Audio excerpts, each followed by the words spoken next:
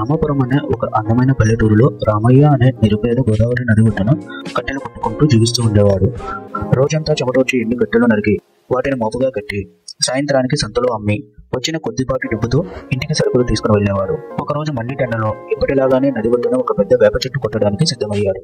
రామయ్య శక్తి కొద్ది గొడ్డలతో బయట వేస్తున్నాడు. ఒక్కసారిగా చుమ్మని శబ్దంతో గొడ్డలి చేతిలో నుంచి జారి నేరుగా కింద ప్రవహిస్తున్న నదిలో టప్పని పడిపోయింది. నది చాలా లోతైనది. నేను ఇప్పుడు నా కుటుంబాన్ని ఎలా పోషించాలి? హఠాత్తుగా నీటి మధ్యలో నుండి ఒక దివ్యమైన కాంతి పుంజం పైకి వచ్చింది. ఆ కాంతి మధ్యలో నుండి ప్రశాంతమైన ముఖంతో దయాతో హృదయంతో ఒక దేవత ప్రత్యక్షమైంది. ఆమె రామయ్య దగ్గరకు వచ్చి మృదువైన స్వరంతో పలికింది. నాయన, ఎందుకు అంతలా విలపిస్తున్నావు? నీ బాధ కారణం ఏమిటి? రామయ్య కన్నీళ్లు తెచ్చుకుంటూ జరిగిందంతా చెప్పాడు. బాధపడకు, నేను నీ గొడ్డలు తీసుకువస్తాను అని చెప్పి నీటిలో మునిగింది.